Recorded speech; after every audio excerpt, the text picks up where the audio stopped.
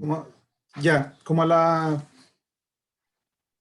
12:30, 12:40, yo creo que por ahí vamos a estar terminando. Sí, pues sí, no hay problema. Sí, sí, una vez que me pegas un grito nomás, ya, ahí está grabando. Vale, eso. Que te vaya bonito, que les vaya bonito.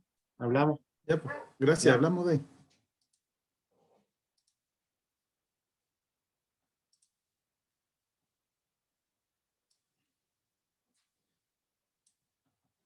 Ya, yo no sé, yo tengo para mí ya son las 11:30, no sé si ustedes tienen lo mismo, así que podríamos comenzar nomás mientras tanto. La idea, ustedes ven mi pantalla, ¿cierto? Lo que estoy mostrando. Sí, profe. Sí, Ya.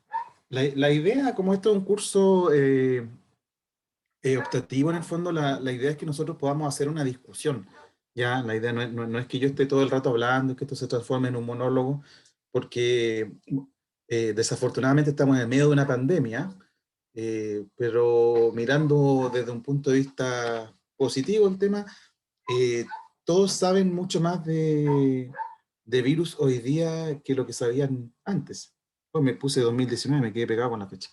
Eh, entonces ya todos manejan lo que es un PCR, lo que es un virus, al revés y al derecho. Entonces me gustaría discutir cosas porque a veces los virus hacen maravillas dentro de la célula. Lamentablemente esas maravillas provocan enfermedades en el ser humano. Entonces, el día de hoy vamos a ver básicamente dos conceptos básicos, ¿ya? El ciclo replicativo del virus, distintos tipos de ciclos replicativos, y como son tantos virus, nosotros nos vamos a enfocar básicamente en tres ejemplos. Un virus de DNA, como es el papilomavirus, y algunos virus de RNA. Entonces vamos a ver un ejemplo de influenza ahí con videos, y de algunos virus no segmentados, de RNA no segmentados, que lo vamos a ver al tiro. Y luego los mecanismos de diseminación del virus, que significa cuando un virus ya está en la última parte de su ciclo replicativo y sale de la célula y comienza a infectar las células vecinas. Entonces, simplemente para recordarles un poco, creo yo que esto ya lo deben haber visto anteriormente.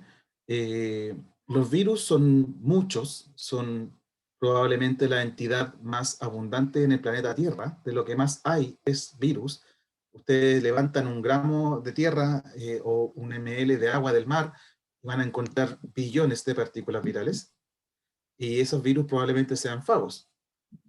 Entonces, durante mucho tiempo hubo mucha discordia y no se ponían mucho de acuerdo los científicos para tratar de clasificar los virus. Si los virus eran virus animales, vegetales, si eran con genoma de ARN o de ADN. ¿Alguien tiene el micrófono prendido, parece? Y ahí sí.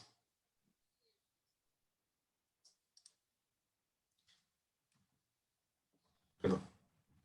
Entonces, hoy en día, la clasificación de los virus eh, es la que tenemos acá. Esta clasificación la propuso el doctor David Baltimore, y los virus están clasificados básicamente, como son tantos virus, son tan diversos. Tenemos virus que son de DNA de doble hebra, DNA simple hebra, RNA de doble hebra, RNA de polaridad positiva, negativa, y RNAs que se transcriben al reverso. Pero independiente de todos los tipos de virus que existen, todos tienen algo en común. Durante su replicación, que es lo que vamos a ver hoy, todos los diferentes tipos de virus deben producir esta molécula que está acá al centro, que es un RNA mensajero. ¿Por qué deben producir RNA mensajero? Porque el RNA mensajero es el intermediario que les permite producir proteínas, sintetizar proteínas, ¿ya? Entonces, independiente del material genético que tengan, todos deben pasar por este intermediario de RNA mensajero para poder producir sus proteínas. Y por eso la mayor cantidad de los virus que existen hoy en día están clasificados dentro de estos 7 grupos de virus. Entonces, obviamente estamos en una clase de un ramo que es opcional. No podemos ver la replicación de todos los virus, no terminaríamos nunca, ni siquiera en un curso de virología. Y yo siempre utilizo esta diapositiva un poco como en modo de chiste, en modo de broma. Está sacada de Wikipedia, y la foto, ¿cierto?, es bastante fea, no sé, la hicieron con Paint probablemente, pero básicamente ilustra algunos de los pasos de un ciclo de vida viral. ¿Ya? Primero attachment, que es la unión de un virus a la célula. Las partículas virales entran a la célula, algunas entran por endocitosis, otras entran de otras formas, se fusionan directamente, pero finalmente el virus entra, o el material genético del virus entra, y se comienza a replicar.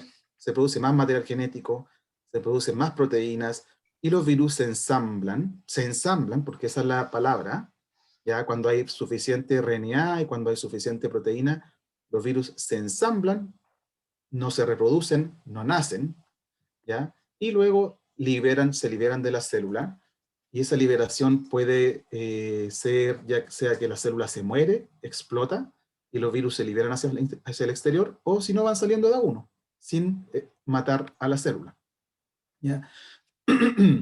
Entonces, esta es más bien la expectativa de lo que uno piensa que es un ciclo de vida de un virus, pero los virus son bastante más complejos que esto. Y aquí simplemente les demuestro, ya que estamos en medio de la pandemia del coronavirus, este es el ciclo de vida y replicación del coronavirus. ¿Ya? El coronavirus, nosotros hemos visto en varias oportunidades que el virus interactúa con los receptores celulares. Está muy bien descrito cuál es el receptor del coronavirus, que es el ACE2.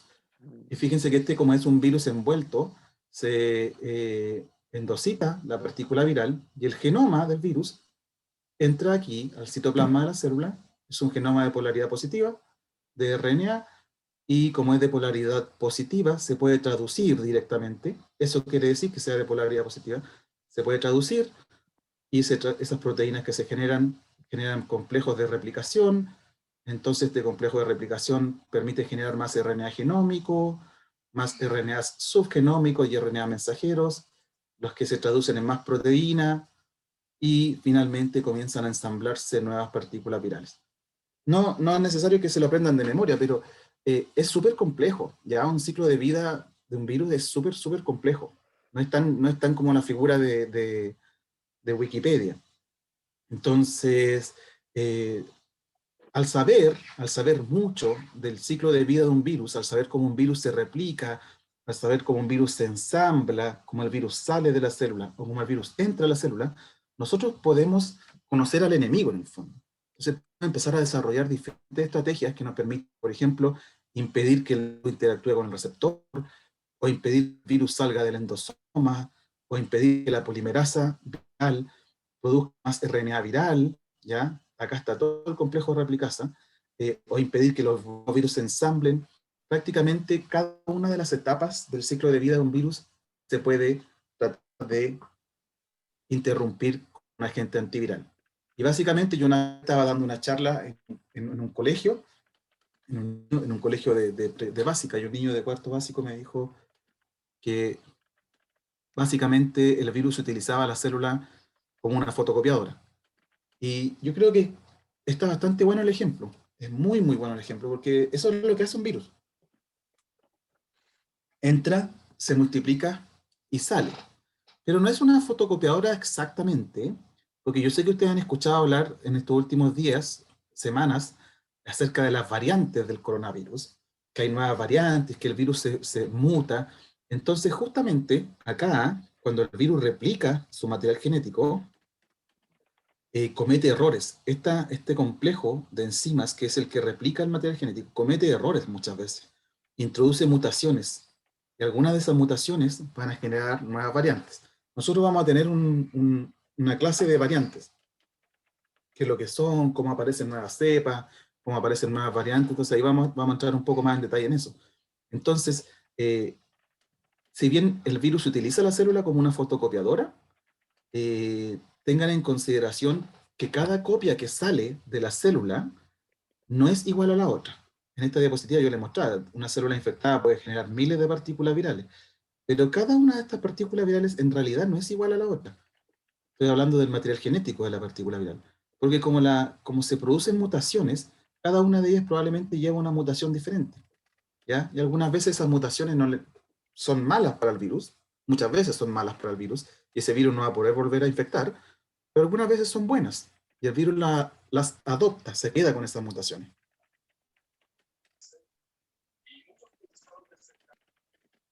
Recuerden que si tienen cualquier duda, me avisan nomás. Profe, una pequeña pregunta. Dígame. Ahí mencionó que la polaridad de la cadena era positiva y quería saber así como rápidamente nomás, ¿cómo lo hace en caso de que la polaridad sea negativa y tenga que cambiar el tasa de reversión?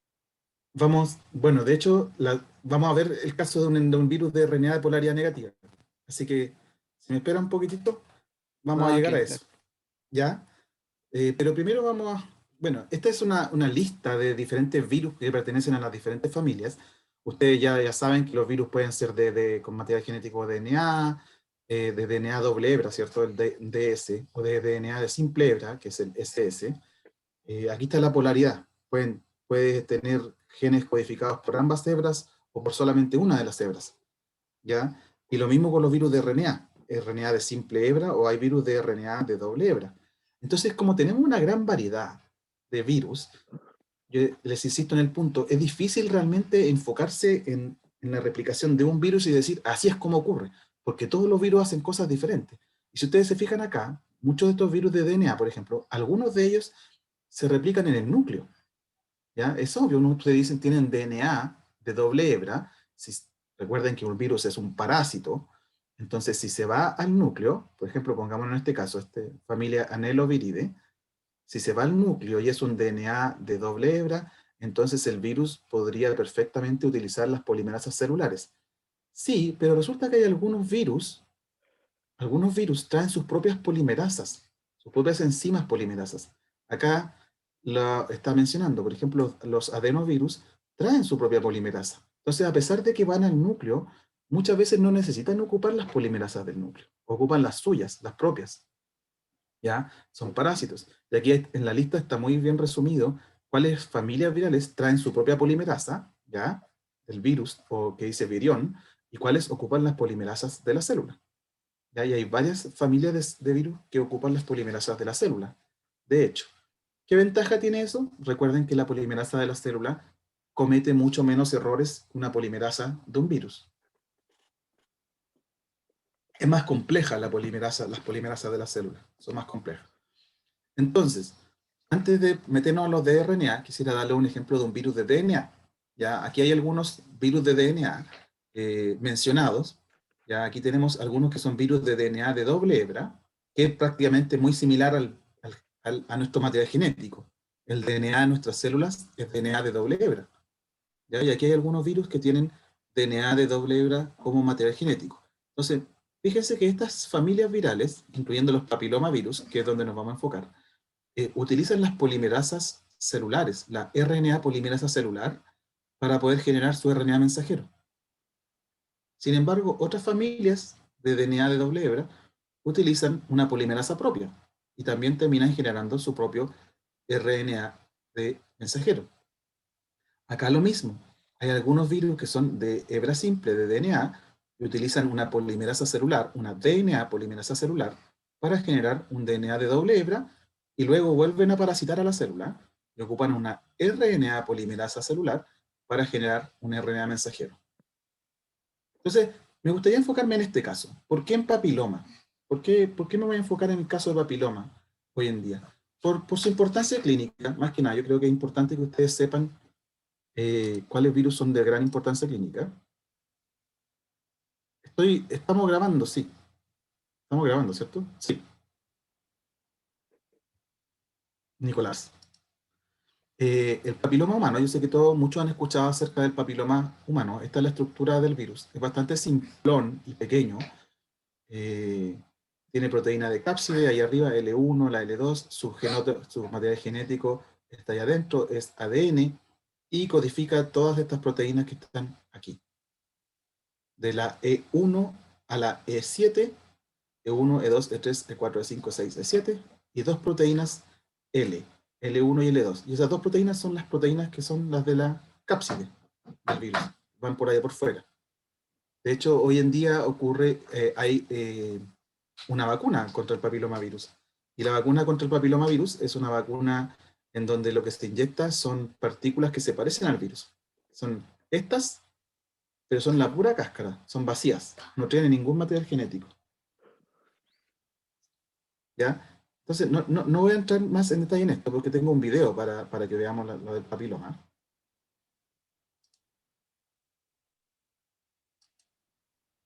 ¿Ya? ¿Por qué les quise hablar un poquitito del papiloma? Porque en el caso del papiloma es un virus de importancia clínica.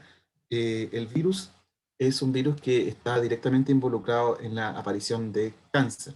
Entonces, lamentablemente, muchas veces, cuando un virus se replica en una célula, cuando un virus decide comenzar a multiplicarse, eso tiene consecuencias sobre la célula. Y en algunos casos, como este en particular, las consecuencias son de que se puede generar un cáncer, ¿ya? ¿Y cómo es que un virus, porque se está replicando, porque está usando a la célula como una fotocopiadora, quiero volver a ese concepto, puede llegar a generar cáncer? Y la respuesta está precisamente aquí, ¿ya? El virus tiene, no tiene tantas proteínas, son esas que vimos ahí, pero dos de ellas, la E6 y la E7, son capaces de unirse e interactuar con estas proteínas celulares de acá, P53 y retinoblastoma, y al unirse a ellas, lo que hace es que se desregula el ciclo celular. Y al desregularse el ciclo celular, la célula pierde control sobre el ciclo celular, y lo que ocurre es que la célula se transforma en una célula tumoral, y ya una célula tumoral puede dar lugar a un tumor, ¿cierto? Y a metástasis, que van por todo el cuerpo. Me gustaría, para no perder el hilo de esto, quisiera compartirles un video.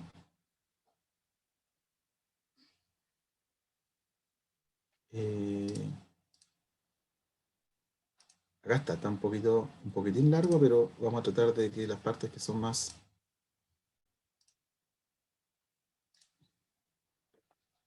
¿Ven el video? Sí, Sí, profe. Ya. Este es el virus papiloma humano. Existen más de 100 tipos diferentes de papiloma, por si no lo sabían. Ya algunos causan verrugas, otros que pueden causar cáncer. Son todos diferentes. Y esta es la partícula viral. Ahí, esa es la cápside del virus. Uno la ve por fuera, formada de la proteína L1, y por dentro del virus tenemos el material genético, que es ADN. Si ustedes tienen buen inglés, después vean el video por su cuenta, porque está explicado, ¿ya? Está súper bien explicado en inglés. Ahí está cómo se distribuye el genoma del virus. Es un genoma pequeño. Ustedes se fijan, son menos de 8000 pares de base. Codifican estas proteínas: E6, E7, E1, E2, E4, E5. Ahí faltan la E3, no la está mostrando. Y acá está la L1 y la L2, que son las proteínas de la cápside.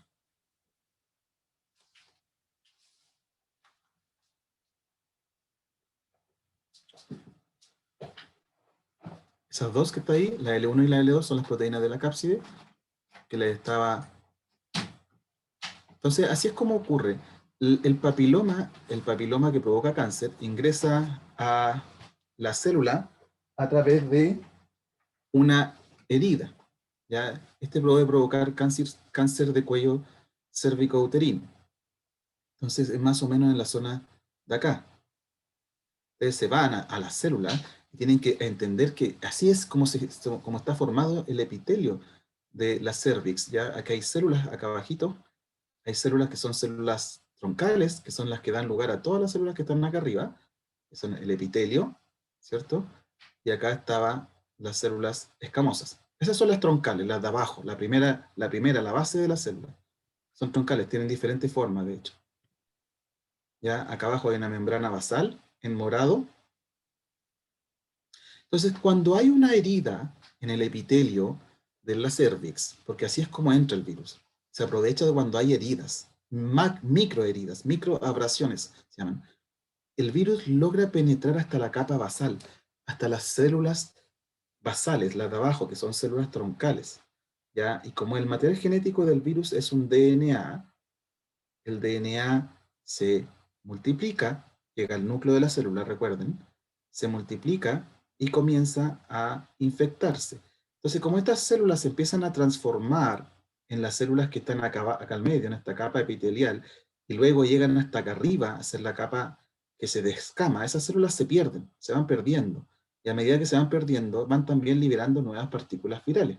Entonces, en ese periodo de tiempo, la persona que está infectada es infecciosa, es infectiva, puede infectar a otros. Bueno, este virus se puede transmitir por contacto sexual.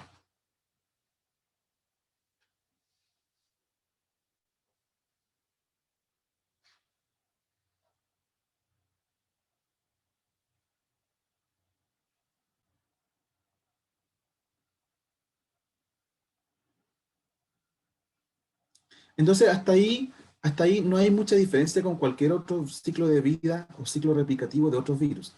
Pero cuando el virus permanece infectando las células basales, recuerden que estas tienen la capacidad de transformarse en las células de arriba, hay un problema. ¿Por qué? Porque este virus, como les dije, dos de las proteínas del virus pueden producir una desregulación del ciclo celular. Ahí la está mostrando, la E6 y la E7. Esas dos proteínas del virus, al replicarse, se empiezan a producir esas proteínas en la célula y la célula pierde control sobre su ciclo celular, ¿ya? Y comienza a dividirse, no solamente a dividirse, sino que a dividir también el material genético del virus. Por lo tanto, la persona sigue produciendo virus, DNA viral y más partículas virales.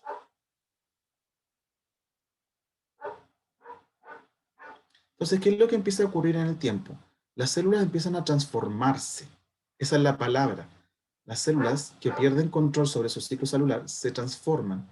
Y estas son las diferentes etapas, de hecho, del cáncer de cuello cervicuterino. Ustedes, bueno, las mujeres que estén aquí presentes, cuando se hacen un Papa Nicolau, los médicos son capaces de ver en el examen una célula que es normal, que debería verse como esta de acá, porque ellos están preparados para ver tejido histológico, pero también pueden darse cuenta cuando las células están en alguna etapa de neoplasia, ¿ya? Y dependiendo del tipo de la etapa de neoplasia que esté ocurriendo en el caso del papiloma, la pueden categorizar como neoplasia tipo 1, tipo 2 y ya tipo 3, que es cuando las células han perdido completamente su forma, acá en rojo. Y aquí lo que va ocurriendo, básicamente, es que las células están a punto de empezar a romper la membrana basal, esa que acá estaba inalterada, acá ya está alterada, y aquí cuando pasa eso, ya las células pueden alcanzar la matriz extracelular y el torrente sanguíneo, es decir, la célula tumoral puede ir a generar ahora tumores en otro lado, eso es lo que se conoce como metástasis. ¿Ven? Ahí ya este es un tejido completamente anómalo, se pierde la estructura del epitelio. Todo por una simple partícula viral, un simple virus. Ahí está cuando llega a la célula el virus. Fíjense que el virus entra a la célula, entra al núcleo de la célula en este caso. Ahí entró la célula, al citoplasma, pero llega al núcleo. Y en el núcleo es donde el material genético del virus, que es DNA, nuevamente, comienza a multiplicarse.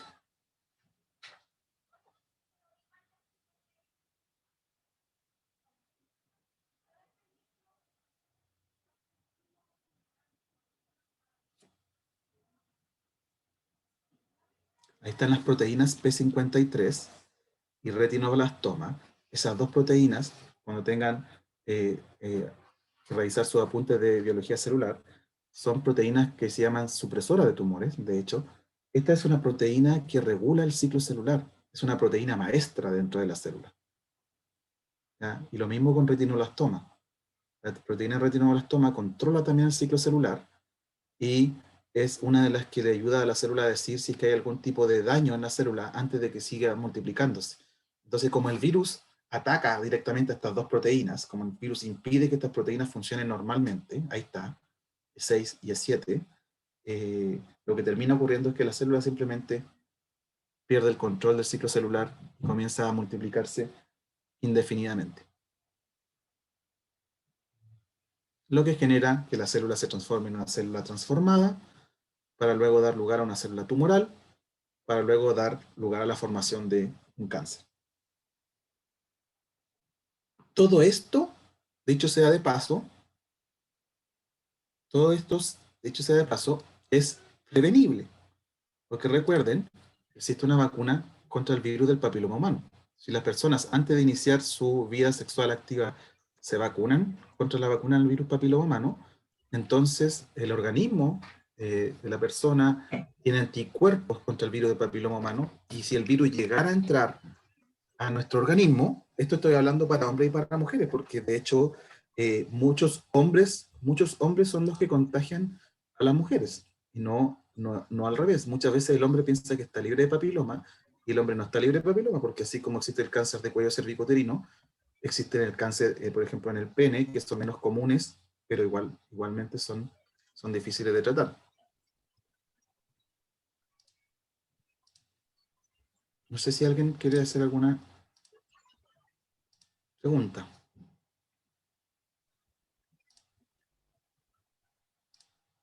Eh, Vamos a seguir acá. Ese era el ejemplo de un virus de DNA, ¿ya? ¿Cómo puede producir la enfermedad? Acá hay ejemplos de virus de RNA, ¿ya? Y aquí ustedes pueden reconocer a varios tipos diferentes de virus, que son algunos de los más temibles en la actualidad, ¿ya? Tenemos los virus que tienen material genético de RNA de hebra positiva, y el RNA es una sola hebra. Están los picornavirus, los flavivirus, aquí hay algunos ejemplos. Dentro de los flavivirus está el Zika, el dengue. Acá están los togavirus, los coronavirus, de hecho, también. Y que sea RNA de polaridad positiva significa que su RNA puede actuar como un RNA mensajero, ¿ya? Tenemos los retrovirus, como el caso del VIH, el tipo 1 y el tipo 2, está acá abajo, lo estoy tapando yo mismo. Y en el caso del VIH son súper particulares, porque a pesar de tener un genoma de RNA, el virus lo que hace es que tiene una propia enzima que se llama transcriptasa reversa, que transforma el RNA en DNA. Y luego se integra en la célula del hospedero, y ese se transforma en RNA mensajero a través de las polimerasas celulares, ¿ya? Y acá tenemos un set de otros virus que son de RNA de polaridad negativa, los rhabdovirus, los filos, vamos a ver ejemplos inmediatamente, ¿ya? Que vienen con su propia polimerasa. Ellos mismos traen su propia polimerasa, ¿ya? Y lo mismo los virus de RNA de doble hebra, como por ejemplo el reovirus, el rotavirus, los virnavirus. Entonces, el virus influenza es uno de estos ejemplos. El virus influenza es un virus envuelto, nuevamente, es un virus que tiene como material genético RNA, pero fíjense que no es un segmento de RNA, son 8 segmentos de RNA. 1, 2, 3, 4, 5, 6, 7, 8 segmentos, ¿ya? Y aquí se les dejo esta figurita, pero en realidad lo que me gustaría compartir con ustedes es el video de cómo ocurre la replicación de la influenza. Perdón, que no lo tenía abierto el video. Vamos a copiarlo.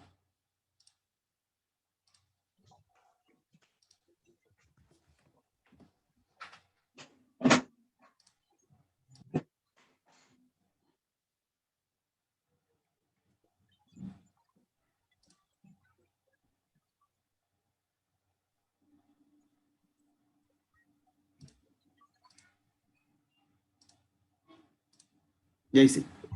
¿Ven influenza? Sí, Ya. Este es el virus de influenza. Fíjense bien, es muy parecido a lo que ocurre con el coronavirus. Ahí alguien estornuda, es un virus respiratorio.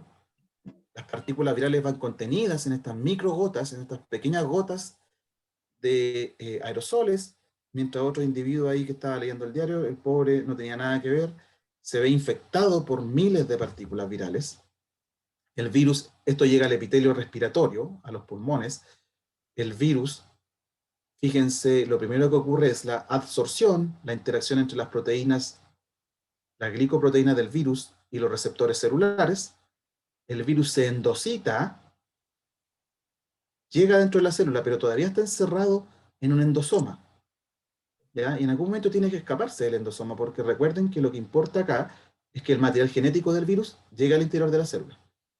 Viaja utilizando microtúbulos, ahí se desarma el endosoma, la clatrina del endosoma, luego se produce una fusión del virus, de la membrana del virus con la membrana de la célula, y finalmente el material genético del virus llega al citoplasma, pero en el caso de influenza, me gustaría hacerle la salvedad, en el caso de influenza, a pesar de que trae su propia polimerasa, el virus, el RNA del virus va al núcleo de la célula.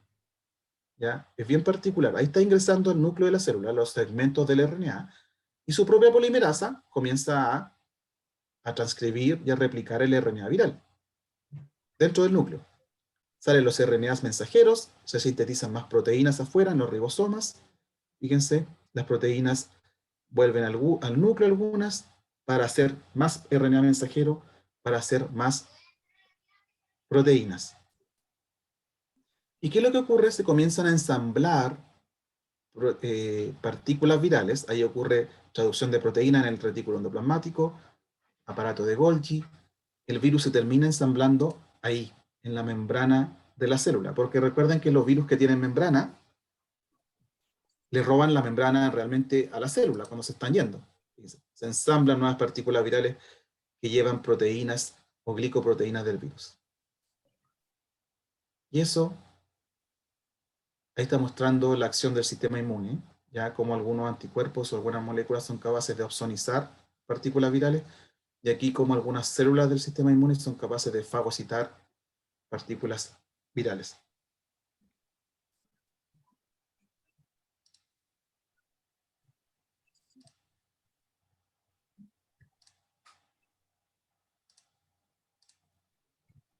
Entonces, esa vendría siendo una diferencia, por ejemplo, entre papiloma, el virus influenza. La infección por virus influenza es una infección aguda, es decir, se producen los síntomas y luego de que se producen los síntomas, la persona es capaz de eliminar el virus, el sistema inmune es capaz de eliminar el virus. Y aquí lo que me preguntaba un compañero de ustedes recién, ¿cómo lo hacen los virus que son de RNA de polaridad negativa? ¿Ya? Porque en este caso el RNA no actúa como un RNA mensajero. Y aquí hay muchos virus que son de polaridad negativa. Aquí está el virus del sarampión, acá arriba, el virus de la rabia, y esta es una imagen del virus ébola. Pero fíjense que a pesar de que son tan diferentes en sus estructuras, fíjense en la composición del material genético. Son todos un RNA de una sola hebra, que va desde 3' a 5', son de polaridad negativa, y fíjense los genes que codifican. Los genes son extraordinariamente similares, ¿ya? A pesar de ser 3 virus tan diferentes. Y aquí está la respuesta a lo que su compañero preguntaba. El RNA genómico, el RNA de polaridad negativa, es este que está acá al medio. Como estos virus traen su propia polimerasa, es la propia polimerasa del virus la que genera más RNA genómico a partir de, usando un intermediario, que es el que está acá abajo, es decir, la polimerasa transforma este RNA en este RNA y viceversa, pero al mismo tiempo, la misma polimerasa es capaz de generar RNAs mensajeros a partir del RNA genómico. Ahora, lo curioso de esto, y aquí voy a entrar un poco en detalle porque de hecho yo estudio estos virus, lo curioso de esto es que yo les dije que muchos de estos virus tienen una composición genética muy similar. Ya acá está el virus de la rabia, acá está el virus ébola, el Marburg, virus respiratorio sincicial, metaneumovirus, que es el que trabajo yo, y los parainfluenza. De hecho, eso no es lo único que tienen en común. Tienen en común también que estos virus se replican en el citoplasma de la célula, pero miren lo que hacen, se replican en estas estructuras que están ahí. Nosotros las llamamos cuerpos de inclusión. Y fíjense que el virus de la rabia, si ustedes comparan esa estructura, virus de la rabia, virus respiratorio sincicial, metaneumovirus humano, virus para influenza, ébola y Marburg, son estructuras extremadamente similares para virus tan diferentes. Es decir, tienen una estrategia que es común, ¿ya? Nosotros hemos ido más al detalle, lo que hacen estos virus. Yo estudio el metaneumovirus humano, entonces estos virus lo que hacen es generar estos cuerpos de inclusión acá, cuerpos de inclusión que son formados por proteínas virales, por RNA viral, y lo que hacen es que son como una verdadera estación, una estación de producción de material genético viral. Y desde aquí, el material genético viral sale hasta los sitios de ensamblaje del virus para que se incorpore dentro de las nuevas partículas virales. De hecho, estos cuerpos de inclusión son súper móviles. Ya nosotros hemos logrado hacer unos virus recombinantes. Aquí hay un cuerpo de inclusión, por ejemplo, esta es una célula infectada con metaneumovirus, está en verde, ¿ya? Y este es el cuerpo de inclusión, y fíjense cómo muchas veces hay eventos de fusión, un pequeño cuerpo de inclusión se fusiona con otro, ahí, mientras que por otro lado, lo contrario igual ocurre. Un cuerpo de inclusión, ¿cierto?, tiene un proceso llamado de fisión, donde pequeños trozos se van. De hecho, acá les quería mostrar este pequeño video. Fíjense cómo pedazos del cuerpo de inclusión salen de ahí. Ahí es donde está ocurriendo la replicación del virus. Ojo, nosotros vemos una señal roja, nomás esto es microscopía de fluorescencia. Bueno, pero fíjense cómo sale un pedazo, eso es fisión, mientras que lo contrario también puede ocurrir. Fíjense, un pedazo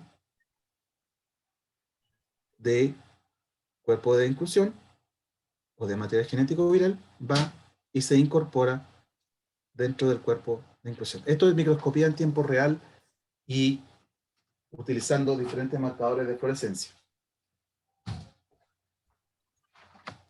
No sé si tienen alguna duda hasta ahora.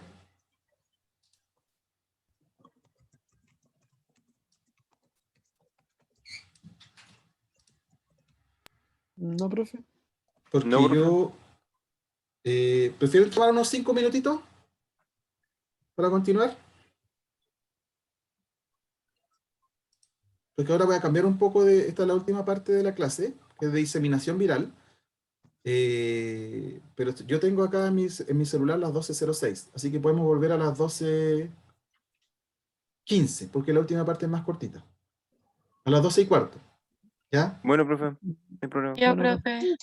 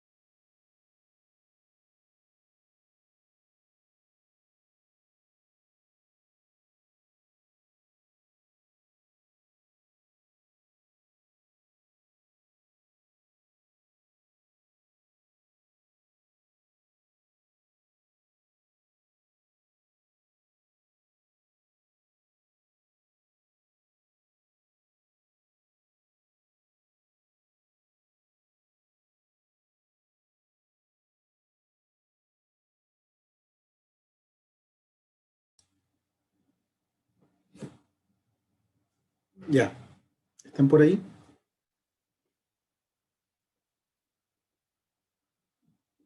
Sí, profe. Sí, Ya. profe. Miren, me gustaría que ustedes me pudieran ayudar con un poco con la próxima diapositiva, porque hemos visto algunos, dos ejemplos, tres ejemplos de cómo se replican los virus. Uno de DNA, de RNA, polaridad negativa, como el virus influenza, y el polaridad positiva, perdón, y otro de polaridad negativa no segmentado como el metaneumovirus. Entonces, en la replicación de cada virus, ustedes ven que hay una parte, una vez que que el material genético del virus se replica, lo que ocurre es el ensamblaje de partículas virales. Y el ensamblaje de partículas virales ocurre muchas veces dentro de la célula, sin embargo, otras veces ocurre en la membrana plasmática de la célula. ¿Ya? Independiente de eso, en algún minuto las partículas virales van a tener que salir hacia el medio extracelular, acá como viriones no envueltos, si es que la célula, por ejemplo, se lisa, en el caso de los virus no envueltos, o como viriones envueltos, en el caso, por ejemplo, de lo que vimos recién, de influenza eh, o el mismo coronavirus. Entonces, aquí, esta es la parte en que yo me gustaría ver si ustedes me pueden ayudar. Si ustedes vieran esto desde el punto de vista de un virus, eh, el virus necesita que salgan partículas virales al medio extracelular, porque el virus no solamente tiene que diseminarse, esparcirse en un organismo, sino que además tiene que llegar hacia otros hospedadores, ¿ya? O si no, deja de multiplicarse. Entonces, cuando el virus sale de la célula, ¿qué factores podrían ser adversos para el virus aquí? Cuando está en el medio extracelular, cuando está en su etapa de virión. ¿Ustedes pueden pensar en algo que sea adverso para el virus o que no sea conveniente para el virus?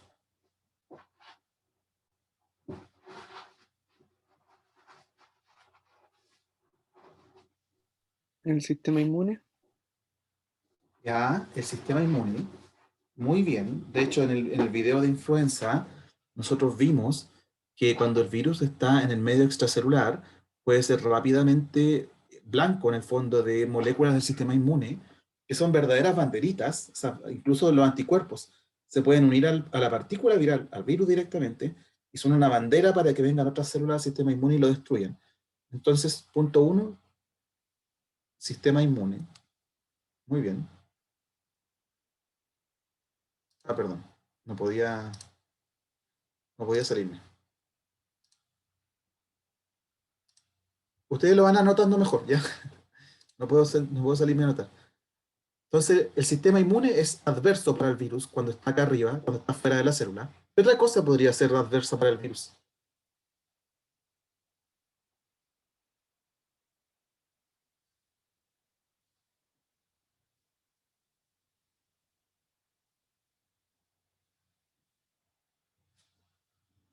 ¿Alguien tiene alguna?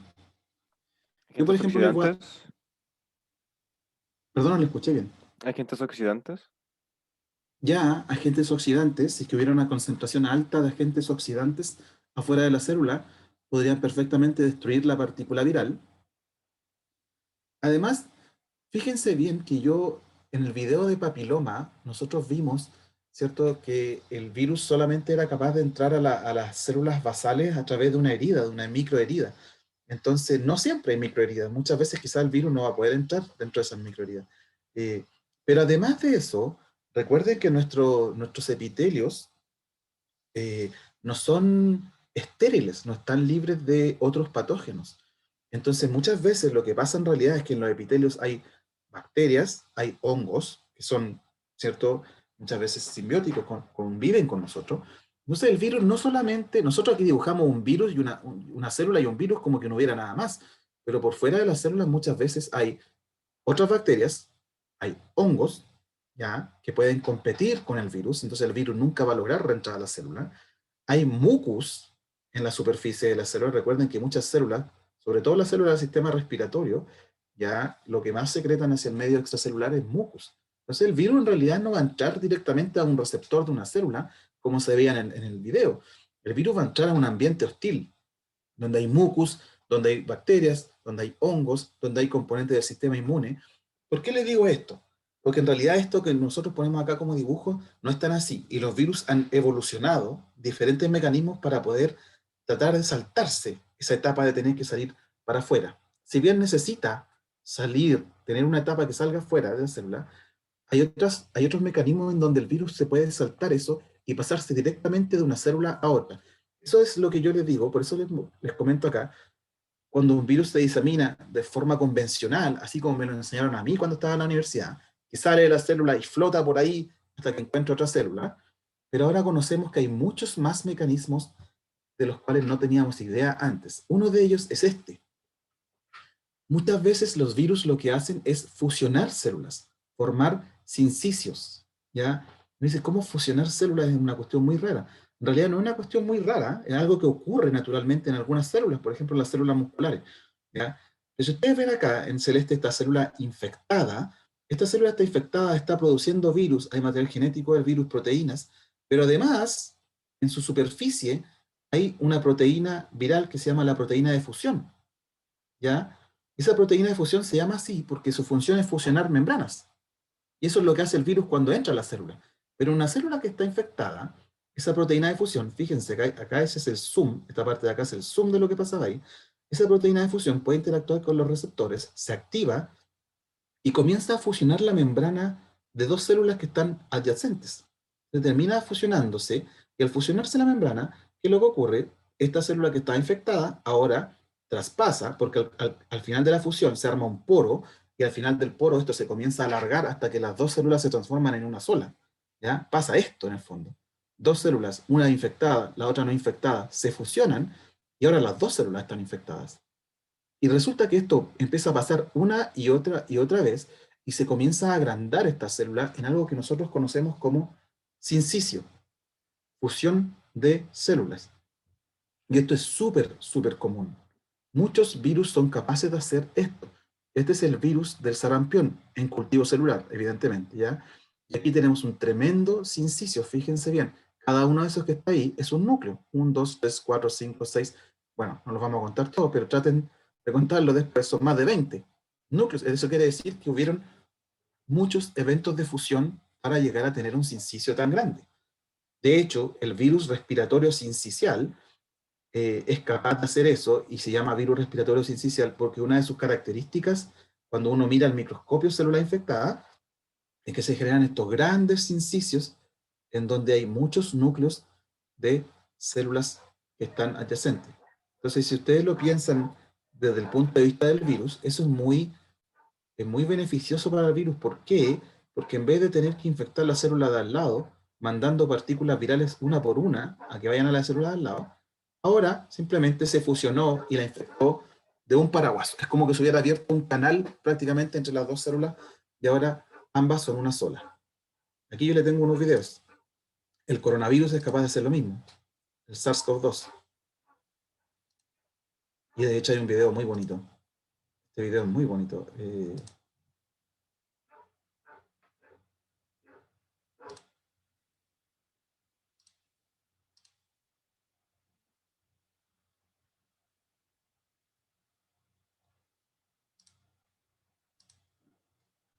¿Logran ver la pantalla?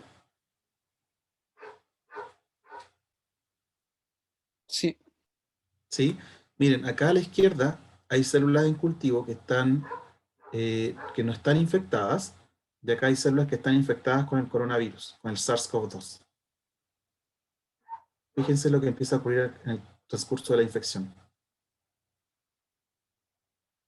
Ahí, células se empiezan a fusionar, los núcleos de las células se empiezan a juntar. Es decir, el virus se disemina rápidamente. Y ese sincicio después, al cabo del tiempo, sigue vivo, de hecho. Fíjense, todas esas células que estaban ahí ahora forman parte de una gran célula infectada.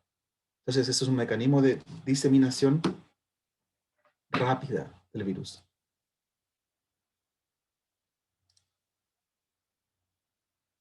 Hay otro video, el otro video que les dejé ahí, igual es súper bonito. Se los recomiendo después que los puedan ver en sus casas.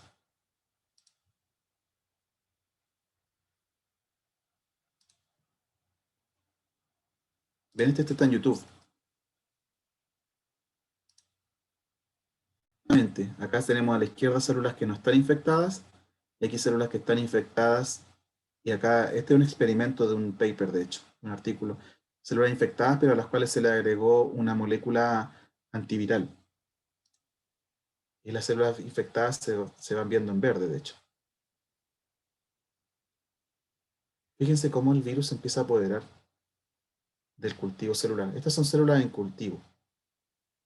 Se apodera del cultivo celular y genera este sincicio gigante. De hecho, yo he visto en el microscopio, en este caso ese sincicio después muere. Tal vez muere por efecto del microscopio. ¿Ya? Muchas veces el mismo microscopio, la luz del microscopio comienza a matar las células. Eh,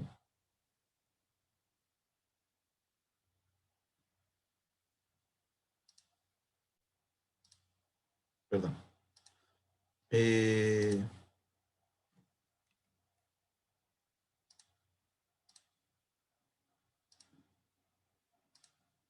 ya, aquí volvemos.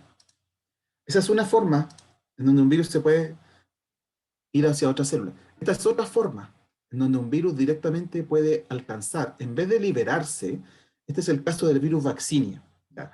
En vez de que la partícula viral sale y flota en el medio extracelular, este virus, que es un virus súper complejo, este es un virus de DNA con 3 envolturas de membrana, fíjense, llega en el último paso de su replicación, el virus llega hasta justo debajo de la membrana plasmática, y lo que ocurre acá es que algunas proteínas virales que están ahí involucradas comienzan a inducir a que la célula, porque recuerden, son parásitos, ¿ya?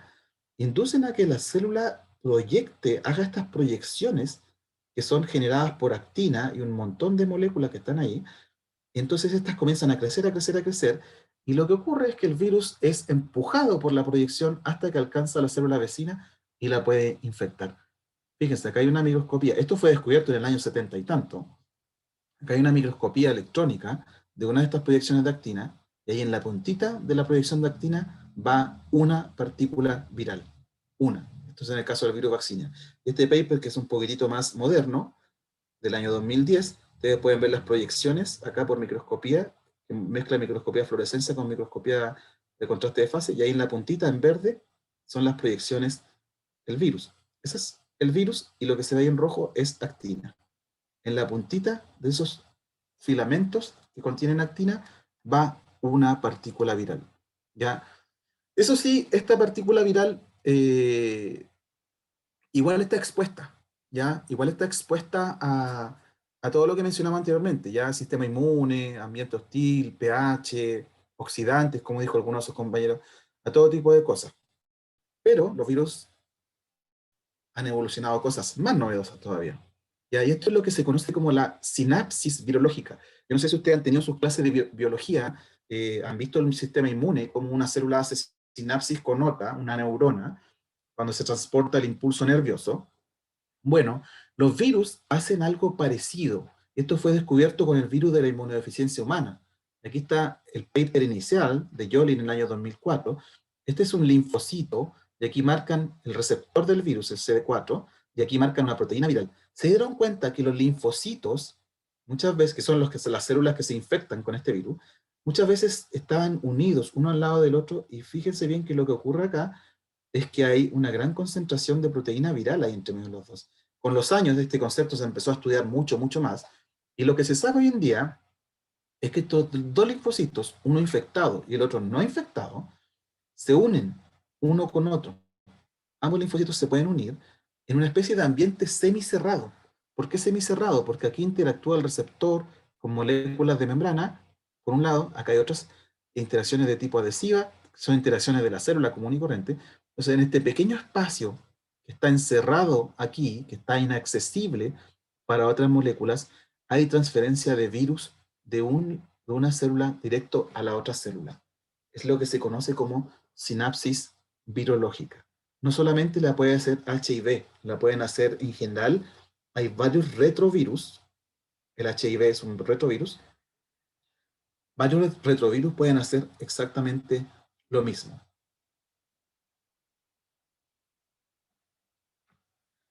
Este también es una forma de transmitir, que es lo que se llaman los nanotubos.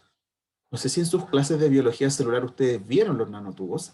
Los nanotubos son estructuras que existen en una célula comúnmente, ¿ya? Son verdaderamente túneles que existen entre una célula y otra. De hecho, la célula los ocupa para transferir organelos como mitocondrias, lisosomas, peroxisomas, otro tipo de organelos pueden pasar a través de estos nanotubos, ¿ya? Pero como el virus ha evolucionado en conjunto con la célula, algunas células que son infectadas por virus utilizan estos nanotubos, el virus utiliza estos nanotubos para transferirse directamente de una célula a otra. Fíjense bien acá.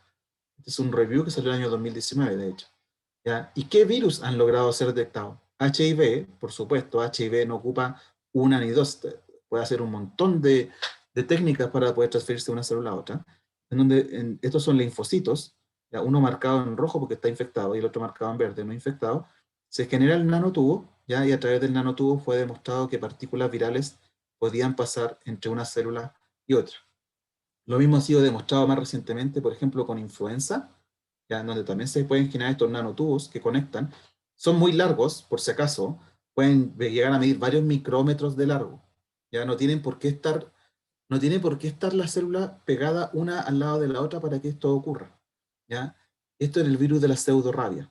El virus de la pseudorrabia, hay otros más de hecho, en donde partículas virales no completamente ensambladas logran pasar desde una célula a otra directamente a través de estos túneles. Y luego existen otros tipos de extensiones, ¿ya? Esa no es, no es la única extensión que existe. Y en nuestro laboratorio nosotros estudiamos mucho este tipo de extensiones que están acá abajo, porque yo estudio virus respiratorio. Pero, sin embargo, hay un fenómeno que se llama, acá arriba, para partir por acá arriba, hay un fenómeno que se llama el virus surfing, donde una partícula viral puede literalmente surfear a través de estas extensiones intercelulares, ¿ya? Y pasarse de una célula infectada a una célula no infectada. Surfea, va por fuera de la membrana de la célula, y luego alcanza una célula, otra célula, sin tener que flotar, ya esa es la idea, sin tener que flotar en el medio extracelular, y surfea y alcanza la célula blanco. En algunos casos, por ejemplo, este es un ASFAR virus, en donde se ve algo parecido, pero no exactamente lo mismo, la partícula viral va por dentro de la célula, y llega aquí hasta la punta de la célula, y desde aquí es un proceso desconocido hasta ahora, cómo el virus logra pasar desde aquí hasta acá. Seguramente debe haber fusión de membranas. Otros virus, por ejemplo, acá está el chikungunya, que estuvo de moda hace un par de años. Es un virus que puede ensamblarse en estas extensiones largas, largas, largas. El virus termina ensamblándose acá, justo en la punta de la extensión. ¿Ya? Y al ensamblarse ahí, se ensambla directamente cuando está en contacto con la otra célula. Entonces se ensambla e infecta a la célula vecina casi al mismo tiempo.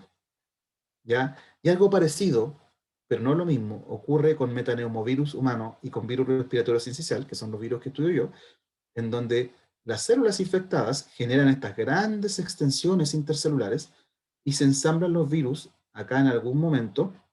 Entonces la duda siempre ha sido, ¿qué es lo que pasa acá? ¿Acá esta partícula viral nueva que se está ensamblando aquí infecta directamente o este túnel se abre como un nanotubo y pasa material desde un lado al otro? Fue siempre nuestra duda, ¿ya? Acá tenemos este fue un paper que fue publicado el año 2016. Nosotros veíamos estas extensiones grandes, grandes, grandes, llenas de material genético viral, y lo que veíamos muchas veces era que de repente mucho material genético pasaba directamente, pero no teníamos la forma de verlo por microscopía en tiempo real. Y resulta que ahora nosotros logramos hacer un virus recombinante. Perdón. Logramos hacer un virus recombinante. Esta es una célula infectada con metaneumovirus. Esos son cuerpos de inclusión, donde el virus se replica. Y fíjense lo que hace la célula. Extiende un brazo, una extensión intercelular, y fíjense cómo viaja el cuerpo de inclusión a través de ese cuerpo celular, de una célula hasta la otra. Y ahora la célula que está acá abajo se queda infectada utilizando esto que está aquí. Esa extensión, lo voy a mostrar una vez más. Ese cuerpo, ponga la atención, ese es el que se deforma, se transforma en una especie de serpiente, y se forma la extensión, y luego se forma la extensión, pasa material genético del virus desde una célula a otra. rápidamente. Algo que habíamos visto solamente por microscopía de fluorescencia con células que son fijadas, que no son células vivas, ahora lo podemos ver utilizando estos virus recombinantes en microscopía en tiempo real. Algo muy parecido puede ser el virus del sarampión. El virus del sarampión también es un virus respiratorio, ya puede infectar epitelios. Y lo que hace este virus es que genera un poro en células que están adyacentes en el epitelio, un poro entre una célula y otra, y en ese poro pueden pasar material genético del virus de un lado al otro. Esto es lo que está mostrando este paper, que es muy, perdón, esta no es la referencia correcta. Este es, el autor es Singh, pero este es sarampión, no es influenza. Lo que se muestra acá son virus recombinantes en verde, y se va viendo en el cabo del tiempo cómo material genético del virus va pasando de una célula a otra a través de estos poros. Entonces ustedes mismos me dijeron cuáles eran las desventajas de las partículas virales. Una de ellas, por ejemplo, la que está acá. Cuando el virus, ¿cierto?, estaba afuera, es blanco de inhibición por anticuerpos neutralizantes, de agentes antioxidantes, de otras bacterias, de hongos, etcétera, etcétera. ¿Ya? Aunque tiene que pasar, igual tiene ciertas desventajas. Entonces, los virus que son bastante, que han evolucionado durante muchos años con la célula, han logrado hacer este tipo de, este tipo de mecanismos, en donde, por ejemplo, este es el que hacía HIV. Simplemente un ejemplo. HIV que se liberaba en un pequeño espacio así súper restringido e infecta entre una célula y otra, o esto en donde a través de poros o de extensiones directamente pasa el material genético viral. Hay una ventaja que no me mencionaron, y con esto termino. Una ventaja que no me mencionaron. ¿Podrá una partícula viral que se libera acá e infecta otra célula iniciar un ciclo replicativo viral por sí sola? Como dice el dicho, la unión hace la fuerza, ¿ya?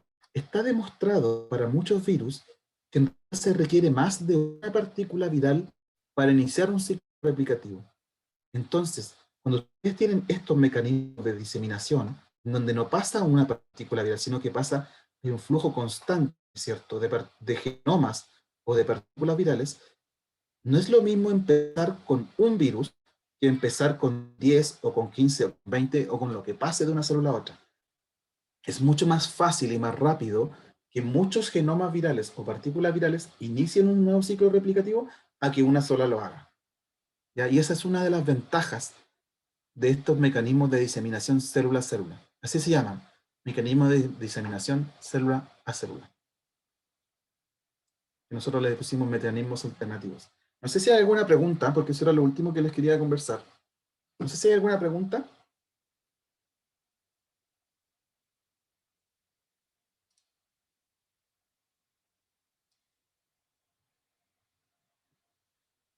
No, profe. Quedó Creo que de claro. momento no. No. Ya, entonces les quedó más o menos claro.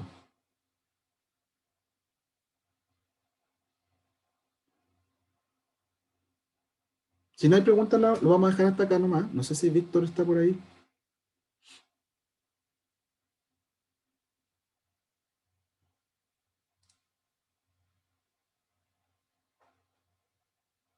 Les voy a dejar mi mail. Les voy a dejar mi mail para que me... A ver, ¿dónde está el chat? Para que me... Cualquier duda me la hagan al mail, ¿ya? Profe, ¿y nos va a subir el PPT como para poder ver los videos después? ¿De Sí, nuevo? sí, claro. Yo se lo mando a Víctor. Y yo soy nuevo en la universidad. Entonces, todavía no me dan acceso a todos los sistemas. Pero se lo mando a Víctor y Víctor lo sube, no hay problema. Sí, para que vean los videos. De hecho, hay unos videos súper, súper interesantes, súper buenos. No todos están en YouTube. Hay algunos videos que de hecho son súper buenos y no están en YouTube. Pero es mucho más fácil para poder visualizarlo. Sobre todo de coronavirus. Ahora que es todo acerca del coronavirus, traten de echarle un vistazo. Gracias, profe. Ya. No, dejemos hasta acá nomás entonces la clase. Bueno, profe, nos vemos. Chau, chau. Que estén bien. No, profe. Gracias, profe. No, profe. Chao, chao. Profe. Chao, profe. Chao.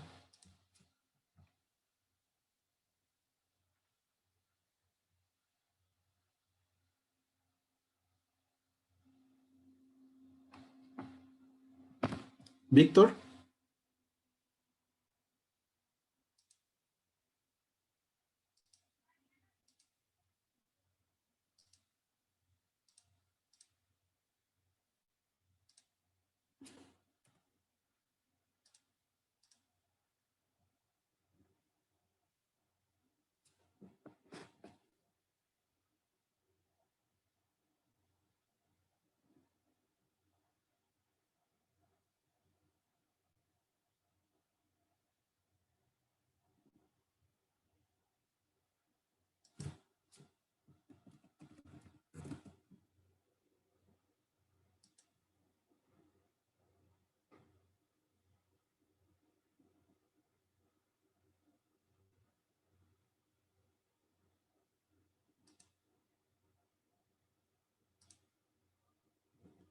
Víctor, no sé si me escuchas por ahí.